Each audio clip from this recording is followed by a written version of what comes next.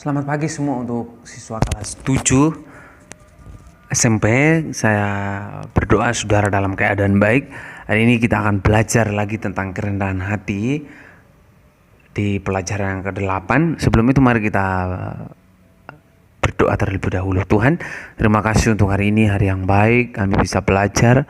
Tuhan, pakai hamba-Mu dan juga siswa yang ada di rumah, mereka dalam keadaan baik, boleh belajar dengan baik. Terima kasih Tuhan, terima kasih. Ini doa, ini harapan hamba-Mu. Haleluya, amin.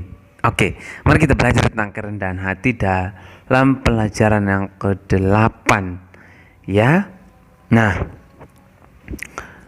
hati nurani itu biasa dikenal dengan suara hati juga.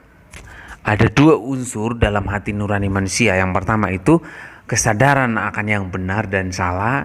Yang kedua itu serta mampu secara mentalitas untuk mengaplikasikan hukum-hukum, norma, aturan pada situasi yang konkret. Nah, hati nurani itu ada erat kaitnya dengan moralitas manusia. Hati nurani akan membimbing orang untuk mampu membedakan sesuatu hal yang benar dan salah. Jadi sebenarnya kalau ada sesuatu yang benar kita mau lakukan, kadang-kadang kita, saya lakukan enggak ya? Tidak usah enggak ya? Nah, itu sebenarnya bagian dari hati nurani yang sedang bekerja.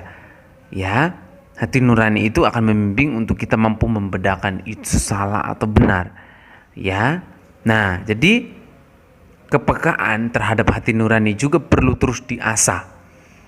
Hati nurani kita ini kalau mau diasah, tidak ada cara lain selain dengan belajar firman Tuhan dan dengan tekun dan rajin. Ya. Supaya apa? Kita diterangi, kita ada penerangan daripada firman Tuhan. Maka hati itu menjadi keras dan tidak terbuka lagi kalau tidak diasah dengan baik.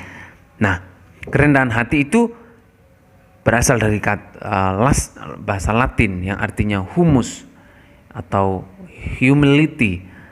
Nah, artinya bumi atau tanah. Jadi kerendahan hati maksudnya adalah menempatkan diri atau membumi ke tanah. Jadi kita tidak ada kesempatan untuk kita sombong. Nah, jadi lawan daripada sombong itu kerendahan hati. Artinya orang yang sombong berarti orang nggak rendah hati. Orang yang rendah hati pasti tidak sombong. Kira-kira gitu. Nah, secara khusus pada Kejadian 3 ayat 19 dikatakan, ingatlah bahwa kamu adalah debu dan kamu kembali menjadi debu. Mengacu pada bagian Alkitab ini, nyata bahwa manusia itu bukan siapa-siapa di hadapan Tuhan.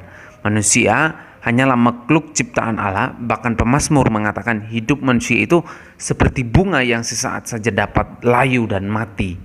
Ya. Nah, sebagai makhluk ciptaan, maka manusia harus mengakui keterbatasannya dan tidak berdayaannya dibandingkan dengan Allah sebagai Sang Pencipta. Jadi kita rendah hati di hadapan Tuhan bukan karena apa, tetapi karena kita menyadari kita nggak berdaya. Apapun yang terjadi dalam hidup kita itu semuanya karena Tuhan gitu loh. Kita mengakui bahwa semuanya itu karena Tuhan, bukan karena kekuatan kita, bukan karena kehebatan kita, bukan karena kita bisa atau mampu, tetapi kita menyadari semuanya itu karena Tuhan. Semuanya itu karena Tuhan yang menjadikannya baik. Kira-kira gitu. Nah, kerendahan hati juga mengantar kita untuk mengakui bahwa kita dan segala ciptaan di dunia ini bukan apa-apa di hadapan Tuhan. Artinya kata bukan apa-apa gini. Kehebatan kita sebagai manusia seperti apapun tidak terbandingkan dengan kehebatan Tuhan. Kekayaan kita seberapapun banyaknya, Tuhan lebih kaya, ya kan? Sepintar apapun kita, Tuhan lebih bisa, gitu loh. Artinya kerendahan hati juga itu bisa dilatih, rendahan hati juga itu bisa diasah terus memang. Nah, jadi mari kita lihat kerendahan hati lahir dari pengenalan akan diri sendiri dan Tuhan. Pengenalan akan diri sendiri itu mengacu pada kesadaran bahwa segala yang baik pada manusia datangnya dari Allah. Misalnya apa? Kalau saudara hari ini masih bisa sekolah, itu kan karena kebaikan Tuhan. Kalau saudara hari ini masih bisa beli ini, beli itu, masih punya uang, masih punya fasilitas untuk sekolah, masih punya handphone, apapun itu yang saudara bisa pakai untuk sekolah, itu kan semuanya dari Tuhan. Nah, mari kita lihat ya, ciri-ciri orang yang rendah hati itu seperti apa. Ciri-ciri kerendahan hati seseorang itu seperti ini. Yang pertama, takut akan Tuhan dan percaya padanya. Kata takut akan Tuhan ini gini, mengakui bahwa kita ini tidak berdaya di hadapan Tuhan, kita nggak ada apa-apanya di hadapan Tuhan, dan bahkan percaya sepenuhnya kepada Tuhan, tidak percaya kepada kemampuannya sendiri, tidak percaya kepada kehebatannya sendiri, tetapi dia mengakui bahwa hanya Tuhan yang hebat, hanya Tuhan yang mampu. Yang kedua, taat kepada Tuhan dan melakukan perintah dan ajarannya. Melakukan perintah dan ajaran. Kalau Tuhan mengajarkan tentang kerendahan hati, kita mestinya rendah hati, jangan sombong. Sebaliknya, kalau Tuhan mengatakan tentang mengasihi, kita jangan pelit, ya kan? Kalau Tuhan mengajarkan tentang menolong sesama, tapi kita tidak malah menghiraukan sesama. Apalagi yang ketiga, menghindari pemegahan diri sendiri. Arti menghindari kesombongan, memegahkan diri, memamerkan diri, kita menganggap kita paling hebat.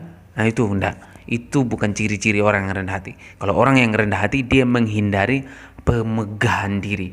Yang keempat, tidak menyombongkan diri. Wow, sombong, pamer, menganggap diri paling hebat, paling kuat. Nah, yang kelima, menghargai kelebihan orang lain.